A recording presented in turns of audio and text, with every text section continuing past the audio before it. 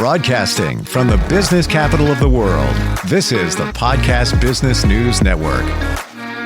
Well, here we are heading into July 4th weekend on this, the 250th birthday of our country. It's all about freedom.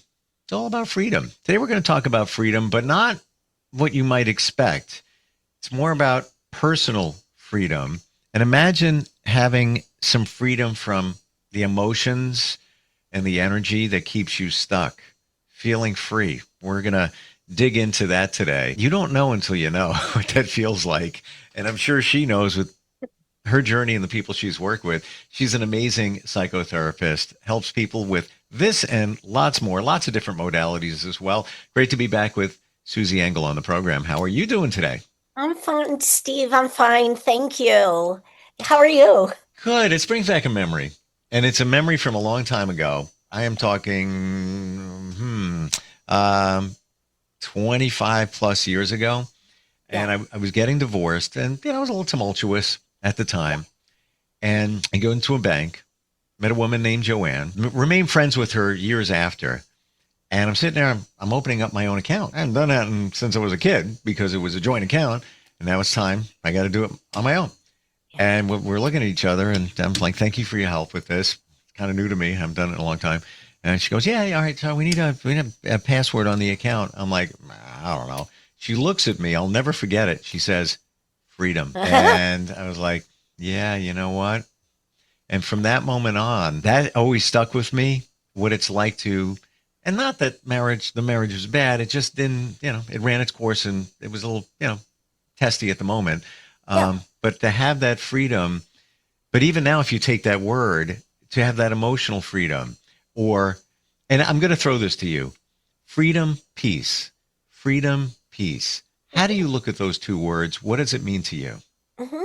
Yeah, I think that when we're talking about psychological health, not help, health, and we're talking about optimum life, freedom and peace go hand in hand, because freedom is like liberating ourselves from our histories of negativity, our histories of trauma, our histories of, as a result of negativity and trauma, how future or recent relationships have played out. So freedom from that gives peace. And then we look at peace as, and we've talked about this too, as regulation. Like I can find calm.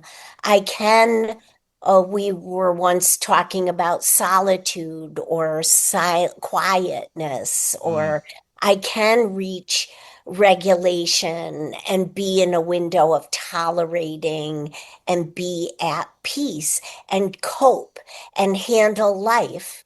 All parts of life have some level of stress, but that's good because we're living beings. But we don't need to have that type of stress that throws us off our game. So freedom and peace go hand in hand, and it's all about health. Is it, you have to have the feeling of freedom before you have the feeling of peace? I know I'm going a little granular here, but I'm just curious. Granular. You're going granular. You're funny. But I mean, I don't know. I never would think of it that way. I don't think, maybe they're more symbiotic. And the bottom line is, we are people. We have a certain DNA makeup. We've talked about this before.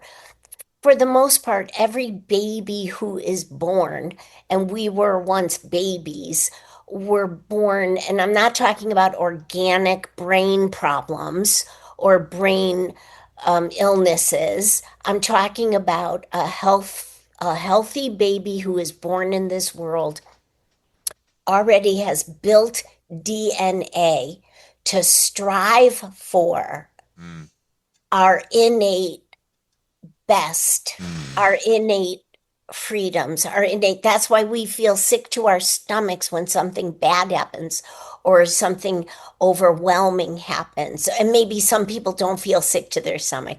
Maybe some people feel anger and let that out. Maybe people feel choked up.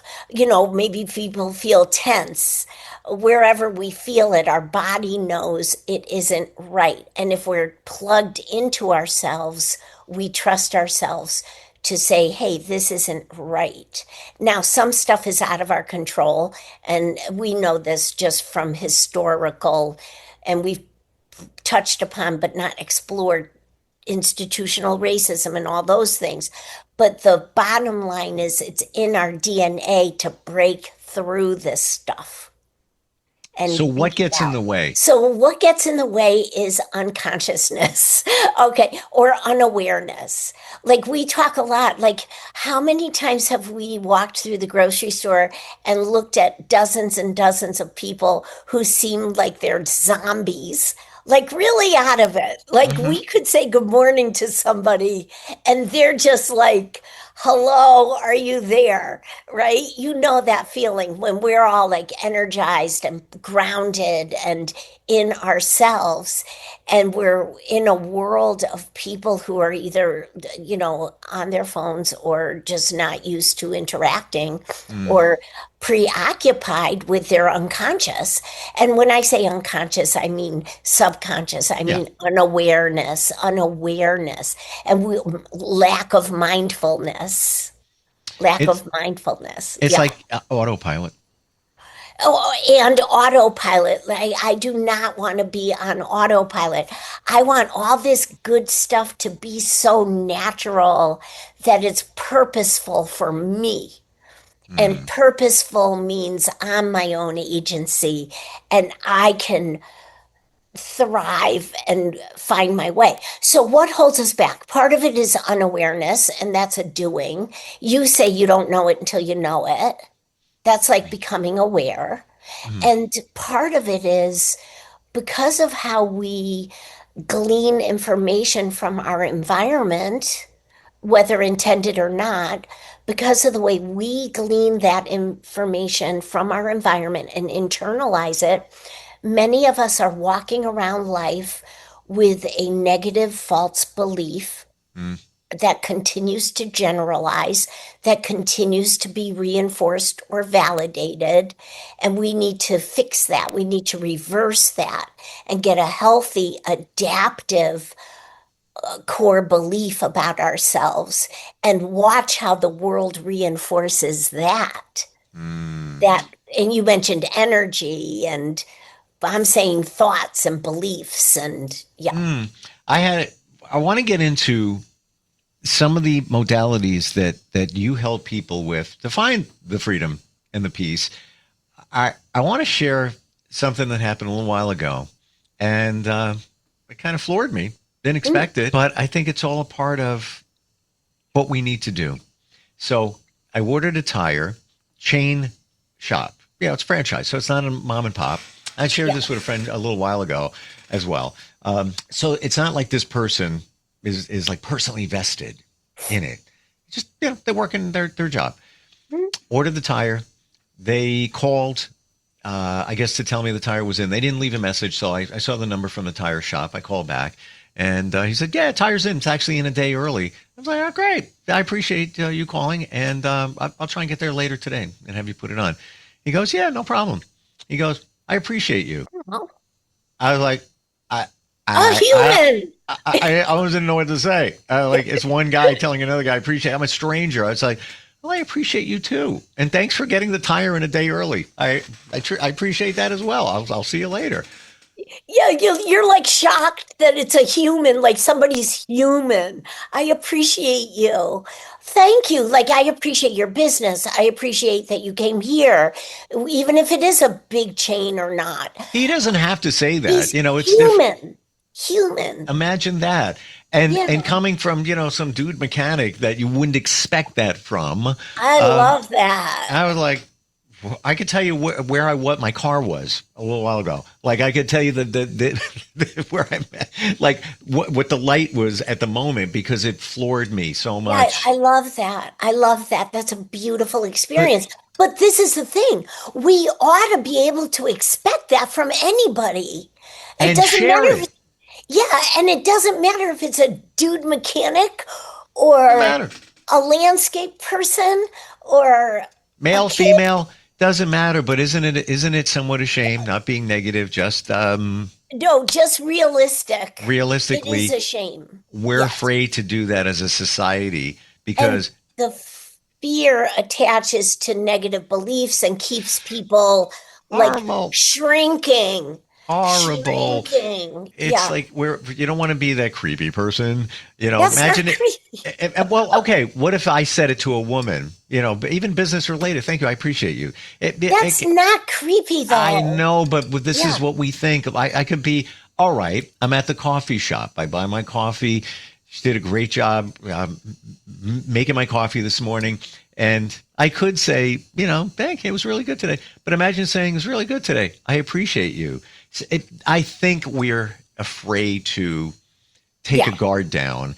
And the other part of it is too, maybe it makes us vulnerable. We think it makes us less stronger, but it's actually coming from a place of power. It's the opposite. It's Yeah, it opposite. comes from a place of power. It comes from a place of openness. If I can be open, I'm secure. If I can say I appreciate you, I'm secure. And it Yeah. doesn't matter who it is. Now, on the flip side, like saying creepy, no, it's not creepy. And people who would think that's creepy must have a history of trauma. They've got to. And also, I remember being at the local post office, which is a trip. Our local post office is the greatest. It's walking into like Cheers, like the bar Cheers. At our local post Everybody office, knows your name.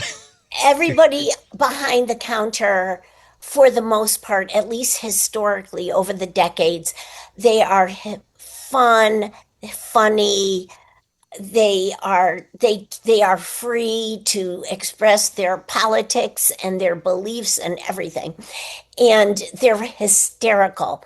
There was a new person behind the counter, and when it was my turn, I said, hey, good morning, how are you today? This is what I need. She looked at me with this like you said, autopilot, Mm-mm. but like almost like a purposeful blank, like I am not going to respond to kindness. Like I cannot trust the world.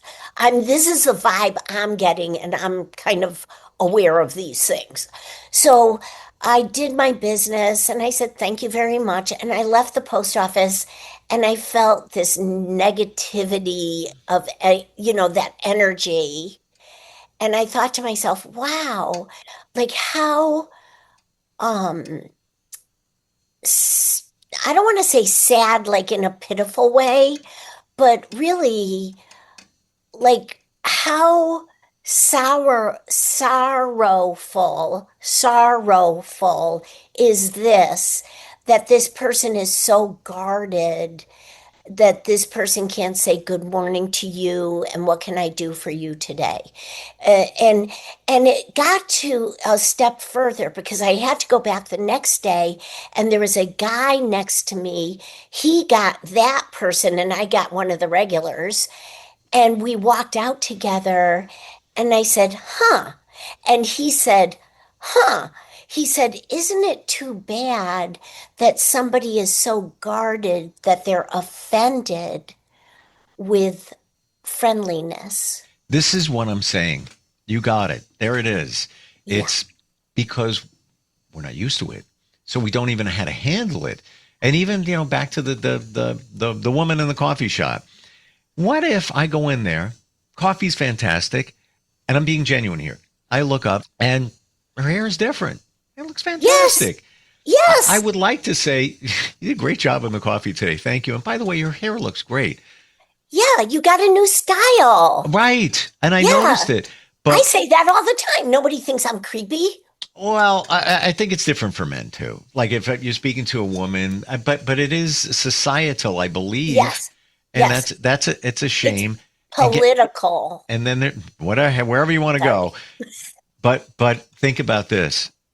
You never know what somebody's going through. she might be having such a hard day. You could have saved that person's life just by throwing a compliment where she feels worthy for a moment. And I mean, be genuine. You're just being genuine. I feel it. I'm going to say it. We should be able to do that. It's a Well, shame and that we can't. same with the person at the post office. So I wouldn't return negativity to this person. I thought, wow, this person has gone through something Yeah. that she cannot be free to whatever. And I've had experiences at the grocery store too. And if I describe this to a handful of people, it's interesting. Some people look at the surface. I know you don't, but some people look at the surface and say, well, that's a person with bad character. That's not true. We have to understand we don't know what their context is. Yes. We don't know what their history is. And if they have a history of trauma, they're not of bad character. They're struggling in life and they're isolating themselves. They're saying, I cannot trust myself, trust the world. So I am going to have this barrier and repel people. They don't mean it, but it's totally negative. But they don't mean it in that simplistic way. We have to understand they must have gone through, we have to be compassionate. It's a great Because point we you bring can up, be. because I believe that people aren't just nasty. They got stuff going on. So maybe we need to understand it, meet them there. Yeah, and let them be. Yeah. Let them be.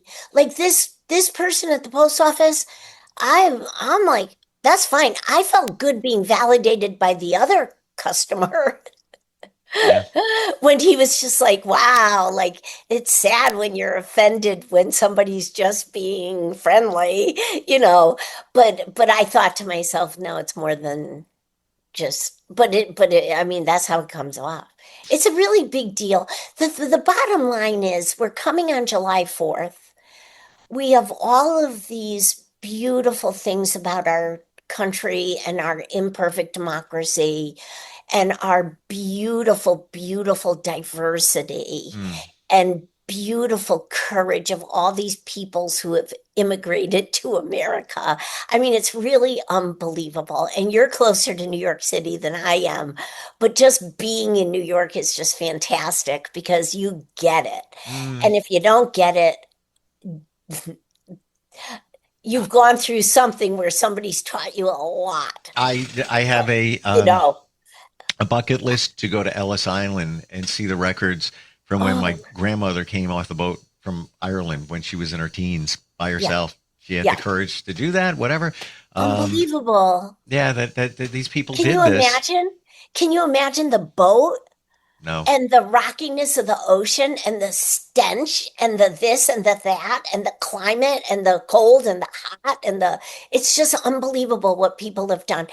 And I bet your grandmother found her way. She found her way and married my grandfather, who I never got to meet.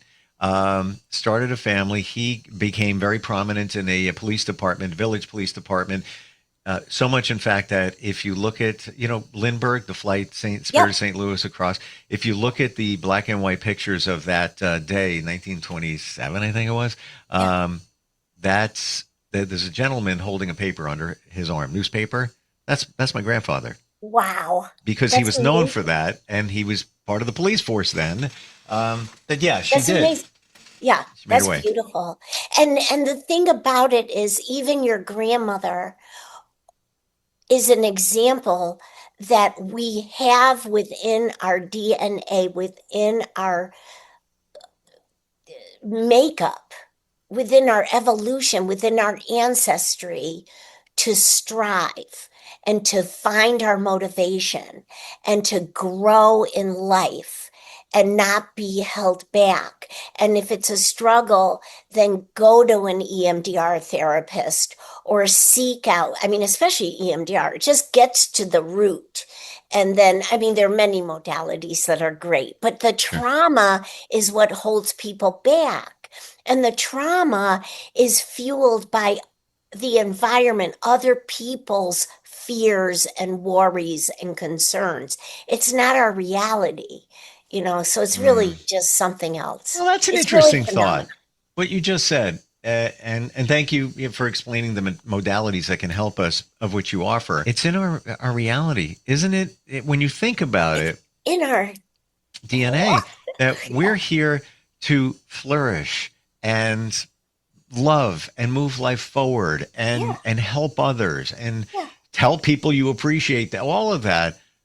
But this other stuff gets in the way. Yeah, that's what I always imagine being pinned against the wall, for my people who I work with. And it's just and once they understand it, you say you don't know it till you know it. Well, they start shifting their whole demeanor. You can see in their body and their face how they're changing right before our very eyes, so it's so doable. Stagnation is not living, but growing and thriving. We say they're changing, but they're just going back to who they really are. Well, they're reclaiming, they're reclaiming joy.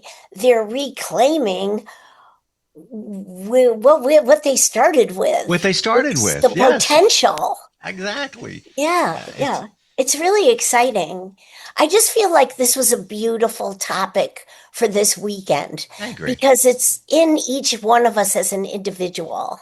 I maybe call it an experiment, but the last few weeks I've made changes in my journey and in my world, and just moving things around. Maybe people aren't what they were in my life, I'm not eliminating, just by kind of moving over to the side, pulling out of certain organizations I'm in that I don't feel support, or I can't live my higher purpose. Susie, I got to tell you, I feel really good. Yeah. I feel like I'm more of where I should be by making these changes, but it's almost exponential where things have sped up in the last weeks. Good place. Good, all right. That's the way it's supposed to be. And again, not nasty, negative changes at all. Just readjusting. That's it. Beautiful. But I notice a difference. And you notice the difference, and let's point that out. From the inside out, you're noticing the difference. Maybe your body feels differently. Maybe your emotions are speaking to you differently. Maybe your energy is different. Well, I was just going to say that maybe my energy is different, and maybe why that mechanic on the phone said what he said. Absolutely. Yeah. Wow. Great talk today. Oh my gosh. It Started with one word, freedom. Look at that. How do we find you? This is what you do. You help people no matter what they're going through. No judgment ever. With EMDR, many other modalities. What's the best way to connect with you? It's my website. I have a contact request button, and it's Susan Engel -LCSW.com. Sorry, I don't say it out loud. You do a better job of it than I do. All right, that's my job from now on. And Susan Engel, and that's ENGEL-LCSW.com. Reach out. Or here, instantfeedbacksteve@gmail.com if you have a question, comment. Maybe you found freedom. Yeah. Peace, whatever. Thank you for today. Enjoy the weekend, and we'll talk soon, okay?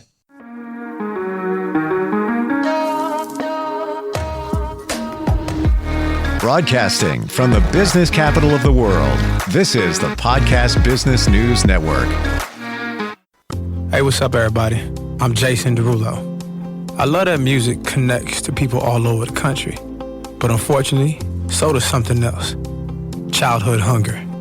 15 million kids struggle with hunger right here in America. And yet, every year, billions of pounds of surplus food in the U.S. go to waste instead of going to the children in need. Feeding America is working to change this.